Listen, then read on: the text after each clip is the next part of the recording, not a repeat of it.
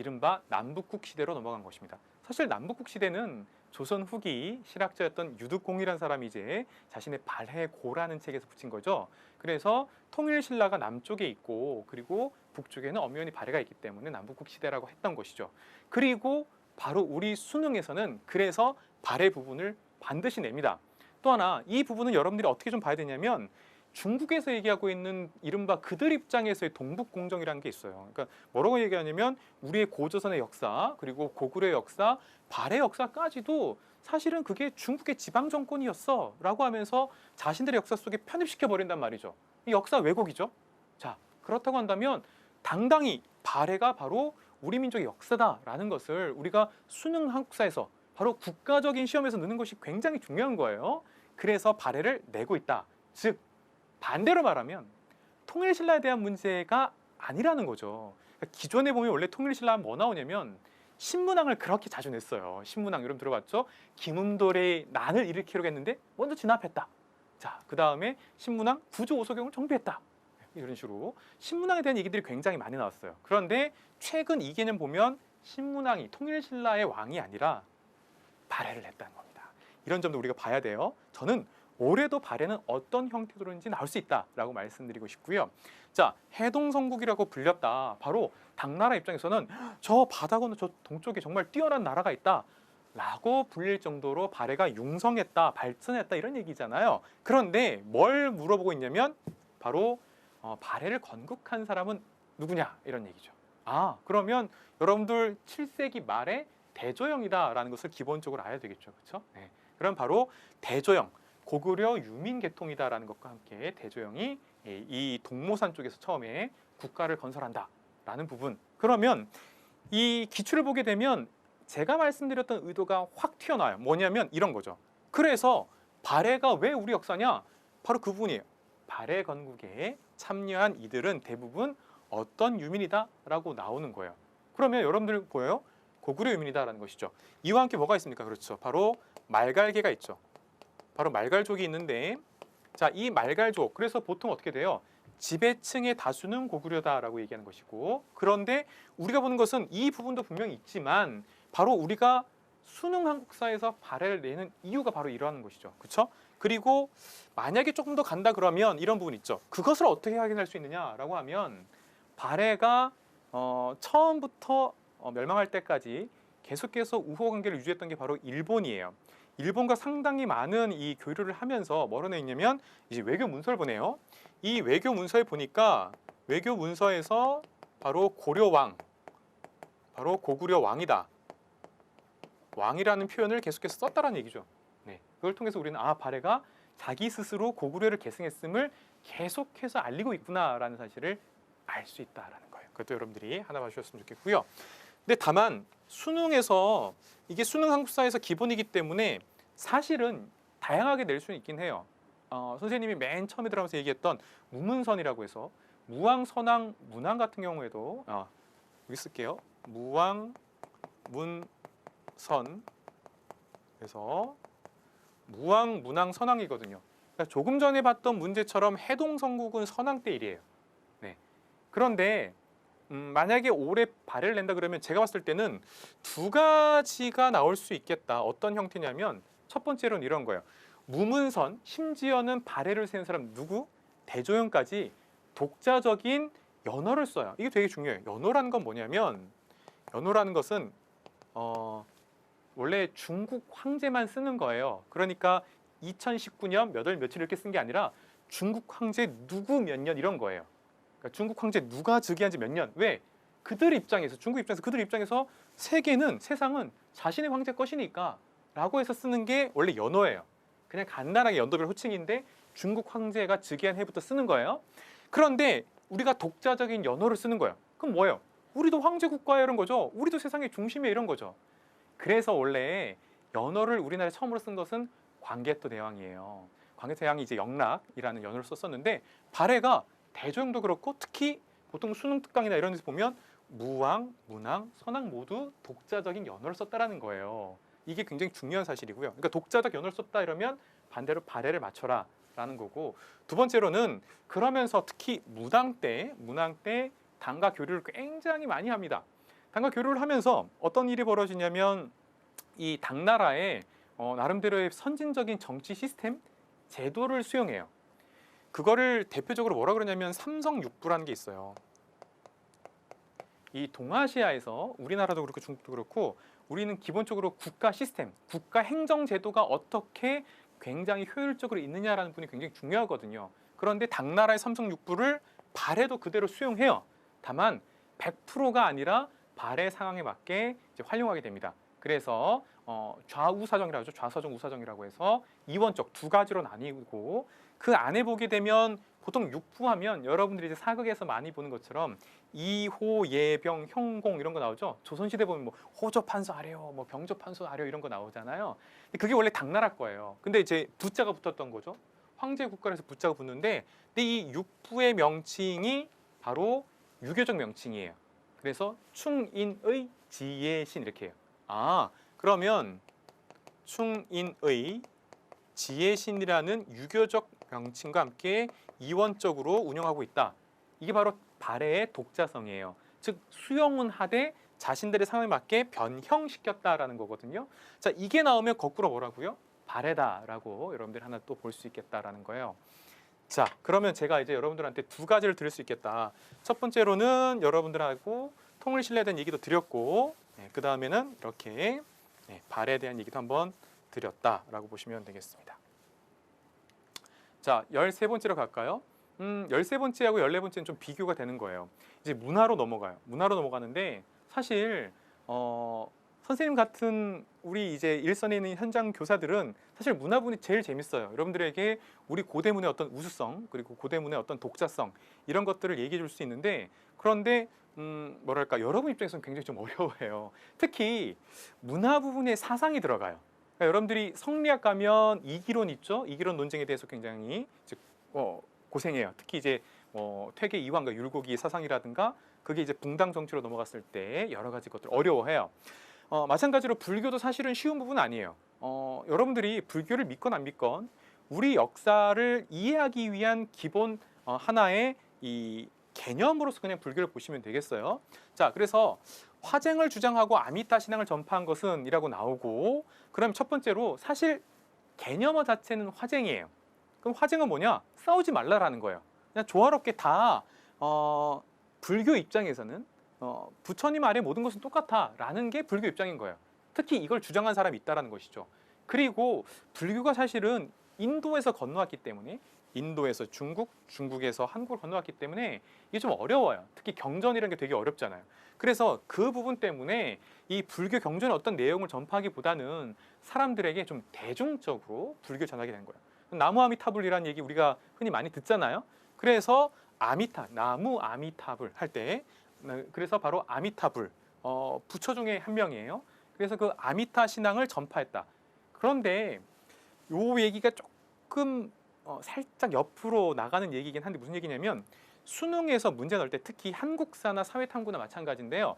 결정적인 힌트가 있어요. 그러니까 여러분들 힌트는 원래 2개 이상을 줘요. 2개 이상을 주는데 그중에 아주 결정적인 힌트가 하나 있는 거예요. 그러니까 여러분들 입장에서 지금 마무리하고 있는 단계인데 화쟁과 아미타를 모두 외울 필요는 없는 거죠. 그러니까 여러분들 결정적 힌트 팍 하나 잡자. 그게 뭐냐? 바로 화쟁이라는 거예요. 화쟁은 여러분들 푸르른 바다를 생각하시면 돼요. 푸르른 바다는 하나예요. 그런데 그 바다 안에는요, 뭐 미역도 있고요, 뭐 물고기도 있고 조개도 있고요, 고래도 있고 상어도 있잖아요. 그런데 그게 하나의 바다잖아요. 이게 화쟁 사상이에요. 조화예요. 어울림의 세계예요. 그게 하나란 얘기예요. 그 실제 여러분들 중에서 원효를 좀 아는 사람은 더 나가서 일심 사상이라는 것까지 나가는 게 그 얘기예요. 그러니까 우리 동아시아 개념에서의 하나라는 개념은 그런 바다와 같은 모든 걸 포용한 하나다라고 원효가 이제 화쟁이라는 것이죠. 서로 각 문파가 서로 자기가 맞다라고 얘기하지 말라라는 거예요. 자, 그다음 그래서 이것은 바로 원효에 대한 얘기다라고 보시면 되겠어요. 그런데 여러분들 원효하면 다 깡그리 잊어도 여러분 머릿속에 가장 남는 첫 번째는 뭐예요? 그렇죠. 해골바가지죠. 그렇죠. 야, 해골바가지 모르고 마셨는데 너무 맛있어. 아침에 했더니 오 하는 거잖아요. 그렇죠. 자, 그래서 원래 원효는 자신의 후배였던 누군가와 원래 같이 당나라를 유학하자 이런 거였는데, 요즘은 치면 이제 미국 유학 가자, 뭐 하버드 대학 가자 이런 거였는데 이런 거 중요한 게 아니야. 내가 어떤 마음가짐으로 공부하는 이게 더 중요해라는 거 했던 거예요. 그런데 그 옆에 있던 한 후배는 아니야라고 끝까지 간 거예요. 그 사람이 수능에도 나옵니다. 그럼 여러분들 13, 14번에서 비교할 수 있겠죠, 그렇죠? 자, 그러면 당에 유학하고 돌아와 화엄종을 개척한 것은 그러면 여러분들 바로 의상이다라고 나올 수 있는 거예요. 그런데 원효하고 의상 모두 둘 다 문제에 나올 가능성이 굉장히 높아요. 그런데 여러분들이 의상은 좀 더 추가돼요. 의상과 관련된 절을 하나 알아두셔야 돼요. 그 절이 바로 여러분들 부석사예요. 영주 부석사인데, 자, 말 그대로 돌이 뜰부, 공중부양하듯이 떴어요. 그래서 부석사라는 거죠. 그리고 의상과 관련된 게 또 하나가 뭐냐면 관음신앙이에요.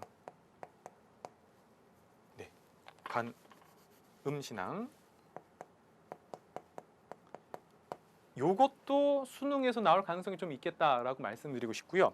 자, 그러면 이런 거예요. 즉 부석사는 뭐냐면 의상이 당나라에서 유학하고 돌아와요. 돌아왔는데 그래서 내가 좀 좋은 자리에다가 절을 짓겠다라고 해서 태백산맥 쪽에다가 이제 절을 지어요. 절을 짓는데 그게 바로 오늘날 영주 부석사인데, 거기 먼저 터를 잡고 있었던 도적대가 있었던 거예요.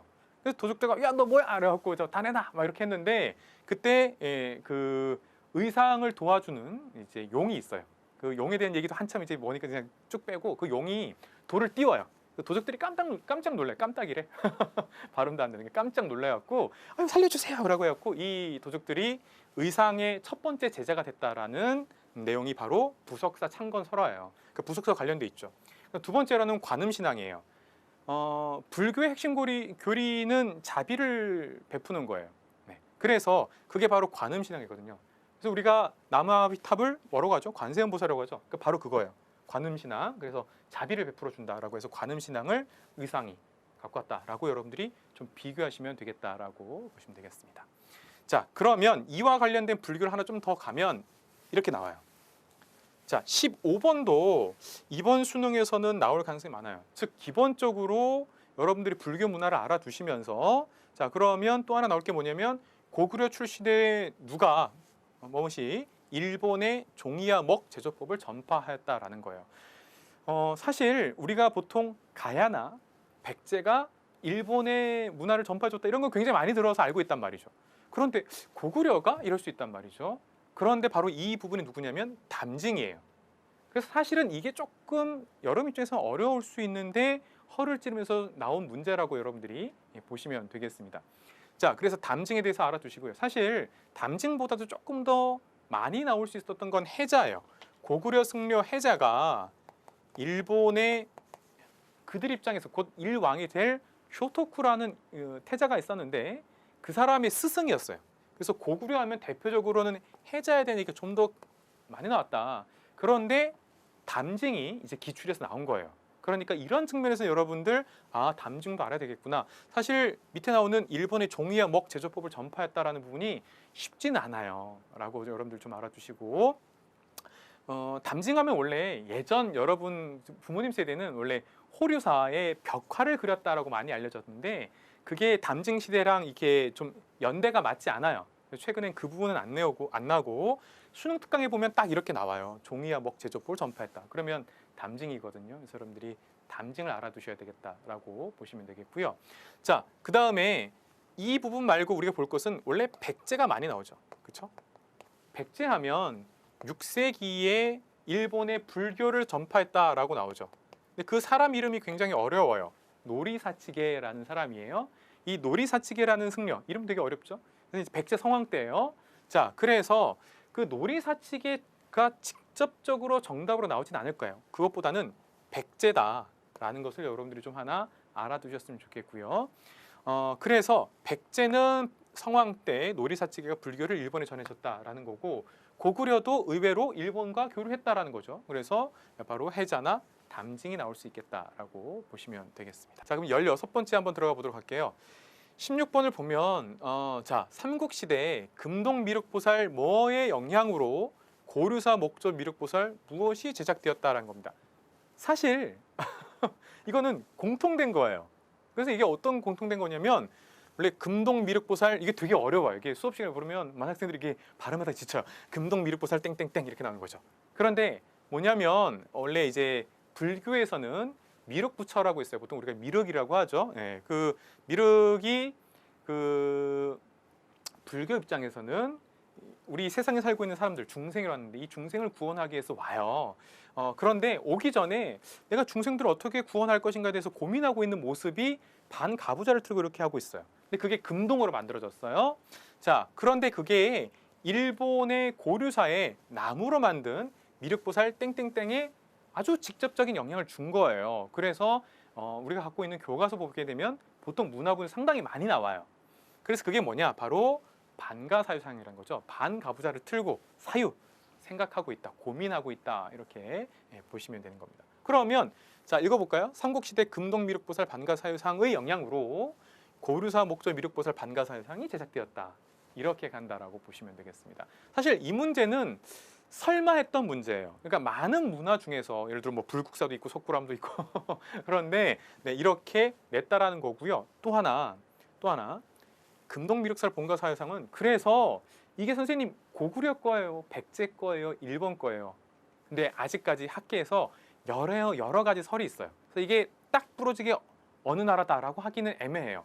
그래서 그냥 삼국시대라고 넓게 보는 거예요. 삼국시대에 아마도 추정컨대 신라로 추정하긴 해요. 근데 이것도 쉽게 얘기할 수 있는 부분은 아니에요. 네, 그래서 금동미륵보살 반가사유상 영향으로 고류사 목조 미륵보살 반가사유상이 제작되었다 이렇게 합니다. 제가 이제 신라를 말씀드린 건 뭐냐면 최근에 우리나라의 이 금동미륵보살 반가사유상을 미국 뉴욕에서 한번 전시를 한 적이 있어요. 몇 년 전에. 그때 신라전으로 갔었어요. 그래서 여러분들이 신라전으로 보시면 되겠다라고 말씀을 드리고 싶어서 제가 이렇게 말씀을 드렸습니다. 그래서 이것도 여러분들이 꼭 알아둬야 될 문화 이렇게 보시면 되겠죠. 네, 이거 말고는 여러분들이 만약에 국가로 알게 되면 여러분들이 벽화를 보셔야 돼요. 그렇죠? 벽화 중에서도 바로 고분벽화. 그러니까 참 여러분 입장에서는 수업 시간에 많이 고분벽화를 했는데 실제로 안 나오잖아요. 그렇죠? 네, 그래서 좀 당황할 수도 있겠다. 근데 고분벽화면 주로는 여러분들 바로 고구려가 나올 거다. 특히 고구려에서도 굴식 돌방 무덤이 나올 거다라는 거고, 만약에 이거 말고 또 비교되는 것 중에 하나는 벽화는 아니다. 천마총이 있죠. 그렇죠? 그러면 천마총하면 여러분들 바로 신라인데 신라에서 어떤 무덤 형태냐라고 해서 돌무지, 돌을 쌓았는데 이게 덧널 무덤이란 거죠. 네, 이렇게 해서 덧널이라고 해서 상자 곽을 하나 더 덧대서 만들어서 나온 것이고요. 절대 벽화가 아니다. 원래는 그 말에 이렇게 장식으로 가리개 형태로 있었던 게 바로 천마총에서 나온 천마도다라고 보시면 되겠죠. 그런데 제가 이걸 왜 말씀드리냐면 정답으로 신라가 나올 가능성이 많기 때문이에요. 그러니까 돌무지 덧널 무덤은 신라에만 있거든요. 그래서 바로 이걸 하나 제가 말씀드렸고, 그래서 도굴이 쉽지 않다라는 거. 그리고 아주 정말 평이하게 오래 간다 그러면 예를 들어서 금관 나왔다. 네, 특히 여러분들 출자 모양, 출자 모양이 나오면 또 신라 이렇게 보시면 되겠죠.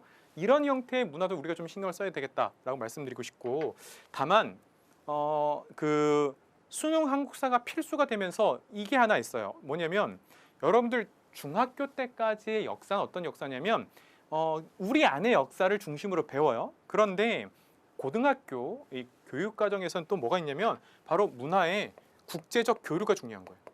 그러니까 국제적 교류에 대한 얘기를 하다 보니까 바로 우리 문화의 일본 전파에 대한 얘기가 나온다라는 거예요. 그러니까 이 부분도 여러분들이 하나 신경 써야 되겠다라고 말씀드리고 싶은 거고요. 만약에 이게 아니다고 한다면 이제 여러 가지 예상을 할 수 있는데 문화는 아니더라도 여러분들 장보고를 생각할 수 있어요. 그럼 장보고하면 여러분들 동아시아 해상무역의 어떤 중심으로 역할을 했다. 바로 청해진을 생각할 수 있겠죠. 그래서 바로 완도를 중심으로 해서 청해진, 그래서 당가, 우리나라 그리고 일본까지도 연결했다. 이것도 여러분들이 하나 볼 수 있겠다라고 말씀을 드려서 제가 하나 남기고 갈게요.